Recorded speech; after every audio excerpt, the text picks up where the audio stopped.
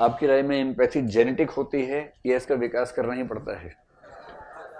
Genetic नहीं होती है, रत्ती भर जेनेटिक नहीं होती है, इसका पूरा विकास सीखना पड़ता है। ये कहने के बाद आप बताएंगे कि जब सिखाना है एम्पैथी, तो सिखाने का मसला एक हो सकता है बच्चों को और दूसरा हो सकता है बड़ों को। आप लोग किस में आएंगे?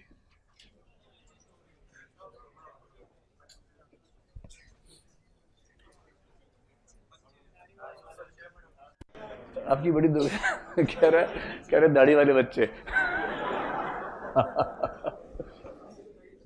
तो आप लोग किस में आएंगे बताइए फिर? बच्चों में आएंगे। चलिए, गालिब ने एक शेर लिखा है इसी पे। हमको मालूम है जन्नत की हकीकत, लेकिन दिल के खुश रखने को गालिब ये ख्याल अच्छा है कि बुढ़े खुद को बच्चा कह रहे हैं। क्या बात है, वाह वाह वाह। दिल पे तीर लग गया बहुत जोर से। नहीं, बच्चे खुद को बच्चा कह रहे, स्वाभाविक बात है। चलो, तो पहली बात है कि बच्चों को, यहाँ बच्चे से मतलब आप वाला नहीं है, यहाँ बच्चे का मतलब वो वाले बच्चे हैं जो भी छोटे हैं, मतलब 12 साल तक का मान लीजिए, उनको बच्चा मान लेते हैं। बच्चों को सिखाने का पहली बात तो प्लेस कौन सा है? फैमिली और स्कूल, इन दो की जिम्मेदारी बनती है। और फैमिली में जिम्मेदारी कहते हैं कि ज्यादा माँ की बनती है, पर आप ज्यादा ऐसा लिखना मत, कहीं कोई महिला एग्जाम में चेक कर रही होगी तो बोलेगी अच्छा तू ही है जिसने ज्यादा जिम्मेदारी हमें दे रखी है, बाप की नहीं बनती, खाली हमारी बनती है, तो ऐसा मत लिखिएगा। जब भी लिखना बोला कि महात्मा गांधी की माँ ने बहुत मेहनत की और शिवाजी की माँ ने बहुत मेहनत की, लेकिन वैसे जिम्मेदारी माँ बाप दोनों की बनती है, ऐसे करके लिखिएगा, बैलेंस करके। तो पहली बात है फैमिली और स्कूल दोनों की जिम्मेदारी है। तो दोनों कैसे ये काम कर सकते हैं, कैसे करें? देखो, इसका तरीका बड़ा अच्छा है। जो बच्चे होते हैं ना, बच्चों को जो चीजें पसंद है, बच्चों को सबसे चीज पसंद है कहानी। बच्चे होते हैं महाजिज्ञासु टाइप के। और अभी आपका मन करता होगा ना, जब हम पेरेंट बनेंगे हम बच्चों की जिज्ञासा का दमन कभी नहीं करेंगे, हम उनके हर सवाल का जवाब देंगे ताकि उनकी वैज्ञानिक बुद्धि का विकास हो, फलाना हो ढिकाना हो। कुछ भी लफाजी करते रहिए। आज से 10 साल बाद तबाही का ऐसा मंजर आपके सामने आने वाला है, ये सारी प्रतिज्ञाएं समाप्त हो जाएंगी आपकी उस समय। क्योंकि जितना आप सोच रहे हैं ना, उससे करीब 50 गुना ज्यादा जिज्ञासा बच्चे लेके पैदा होते हैं, और उनमें से 49 गुना चीजें आपको पता ही नहीं होंगी जिसका जवाब आप दे पाएंगे।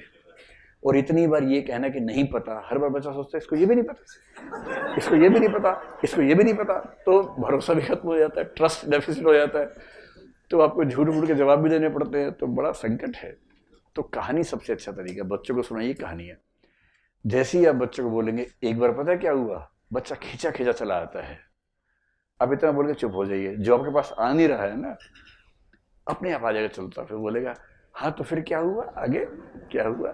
फिर आप सोचेंगे अब पकड़ में आया कम वक्त, फिर आप उसका हाथ पकड़ो कि बैठो ना, पहले शांति से बैठो, चौकड़ी मार के, हाँ अब सुनो क्या हुआ। और कहानी के नाम पे आपको इम्पैथी सिखा देनी है। तो ऐसी कहानी जिसमें किसी प्रकार के वंचन का जिक्र हो, किसी प्रकार के दुख का जिक्र हो, पीड़ा का जिक्र हो, अगर आप ऐसी कहानियां सुनाएंगे, खाली वो कहानियां नहीं कि परियों के देश में एक बार क्या हुआ और जादूगर की जो जान थी वो तोते में कैद थी, वो सब नहीं सुनाना है। कोई ऐसी कहानी जिसमें कोई दुख हो, पीड़ा हो, वंचन हो, कोई भी सामाजिक वंचन का शिकार व्यक्ति उस कहानी का मेन कैरेक्टर हो, उसी कहानी सुनाएंगे तो धीरे धीरे उसको रियलाइज होगा कि यहां पर दिक्कत है। फिर कहानी को ही आप थोड़ा सा चेंज कर लेंगे, चाहे वो फिल्म हो जाए, बच्चों को फिल्में अच्छी लगती हैं, कार्टून्स अच्छे लगते हैं, तो फिल्में, कार्टून, वीडियो गेम ऐसी बनाई जा सकती है जो सेंसिटिविटी को बढ़ाए। जैसे पबजी टाइप की गेम कोई खेले बच्चा तो रिस्की होता है, क्योंकि मैंने इसका नाम सुना पबजी का, तो फिर मैंने देखा मेरे घर में 2 बच्चे दनादन खेले जा रहे हैं पबजी। तो मैंने उनसे पूछा क्या खेलो तुम टीवी पे, तो बोले पबजी। मैंने पहली बार सुना सब्जी जैसा कुछ लग रहा है, अजीब सा नाम है। तब उन्होंने बताया कि पबजी होता है, इसकी फुल फॉर्म भी होती है कुछ। तो फिर मैंने चलो मैं देखता हूँ गेम तुम्हारे। उस गेम में क्या है, एक हेलीकॉप्टर से एक टापू पे छोड़ देंगे, हथियार वथियार आपके पास नहीं है, आप खाली हाथ उतरे हैं। टापू पे कुल 100 लोग हैं, जो जीतेगा वो होगा जो 99 को मार के जीतेगा। जीतने का मतलब है 99 की हत्या करना बेसिकली। अब वो बच्चे वहां क्या कर रहे हैं, कुछ घर हैं, घरों में दरवाजे नहीं है, ताले नहीं है, किसी घर में घुस जाना है, वहां हथियार पड़े होंगे, वो उठा लेने हैं।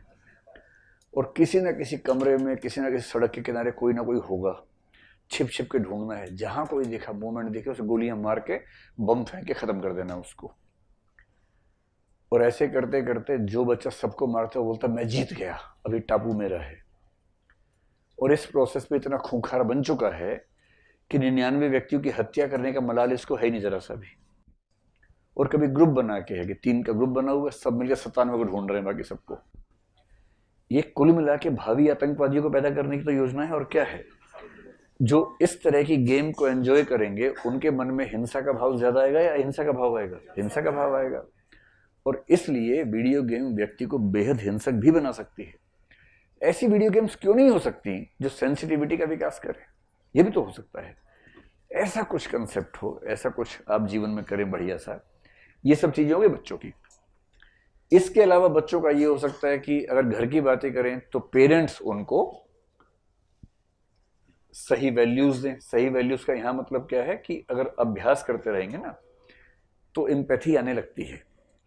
जैसे अगर आपके घर पे कोई डोमेस्टिक हेल्प है, कोई व्यक्ति काम करता है, पुरुष या महिला, घरेलू कार्य करने के लिए आता है आपके घर पे, तो बच्चों को धीरे धीरे लगने लगता है कि वो तो है लाट साहब और ये है नौकर। अब ये पेरेंट्स की जिम्मेदारी है कि वो बच्चों को क्या सिखाते हैं।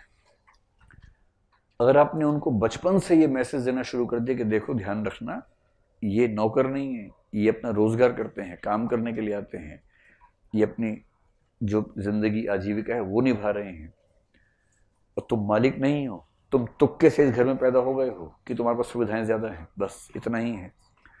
और ठीक से बिहेव करना है।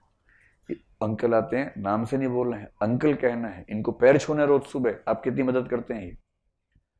और यदि इस बच्चे को ये सिखा दिया कि घर पे काम करने वाले जिनकी उम्र ज्यादा है वो भी अंकल हैं, आंटी हैं, उनके पैर छूने हैं, अदब से नमस्ते करनी है, बदतमीजी से बात नहीं करनी है, तो हम ये मान सकते हैं कि ये व्यक्ति जिंदगी भर अपने अधीनस्थों के साथ ठीक व्यवहार करेगा। तो अधीनस्थों के प्रति एम्पैथी होने के लिए घर में दी गई वैल्यूज, घर में दिए गए संस्कार काफी हो सकते हैं। और ये चीज सिखाने का सबसे अच्छा समय कौन सा है? बचपन का ही है। और ये पेरेंट्स ही सिखा पाएंगे, कोई और नहीं सिखा पाएगा। अब अगर स्कूल की बात करें तो स्कूल में क्या हो सकता है? स्कूल में ये काम टीचर्स करेंगे। और जो तीसरी चीज हो सकती है, ऐसे एक्सपीरियंसेस, जैसे बच्चों को कई बार ऐसे ट्रिप्स पे लेके जाते हैं। बच्चों को किसी स्कूल के ट्रिप पे जब लेके जाते हैं ना, तो क्या करते हैं, किसी पहाड़ पे ले गए, ठीक है, उसका महत्व भी है कि ट्रैकिंग करवाई, माउंटेनियरिंग करवाई, पहाड़ चढ़वा दिया, बच्चे खुश है कि हमने पहाड़ चढ़ के दिखा दिया, ठीक है, उसकी वैल्यू भी है। उससे ज्यादा वैल्यू उन स्थानों पर ले जाने की है जहां पर सोशल डाइवर्स कंडीशंस को देखने का मौका मिलता है। जैसे मैंने एक बार आपसे कहा था कि बच्चों को स्कूल से ट्रिप लगे कि वो एक अनाथालय में जाएंगे और एक दिन वहां गुजारेंगे उन बच्चों के साथ। और ये बात बच्चों को समझा दी जानी चाहिए कि तुम्हारा अनाथालय में न होना और इसका वहां होना, ये केवल 2 तुक्के हैं। सिर्फ एक तुक्के से तुम एक घर के अंदर रहते हो, ठाठ से रहते हो। सिर्फ एक दूसरे तुक्के से ये बच्चा अनाथालय में रहता है और इसके पास ऐसा कुछ भी नहीं है कि वो खुश हो सके। अगर ये ठीक से रियलाइज करवा दिया बच्चों को, तो बच्चे उनके बारे में ठीक से सोचेंगे या नहीं सोचेंगे? सोचेंगे, सोचेंगे, कैसे नहीं सोचेंगे। तो वंचित वर्गों के प्रति या उनके साथ ज्यादा से ज्यादा इंटरेक्शन अगर हो, अनाथालय का एग्जाम्पल है, अगर ऐसी इंटरेक्शंस होंगी तो हम कह सकते हैं कि बच्चों के अंदर एम्पैथी का विकास आराम से हो सकता है। ये कोई बहुत बड़ा चैलेंज अपने आप में नहीं होना चाहिए।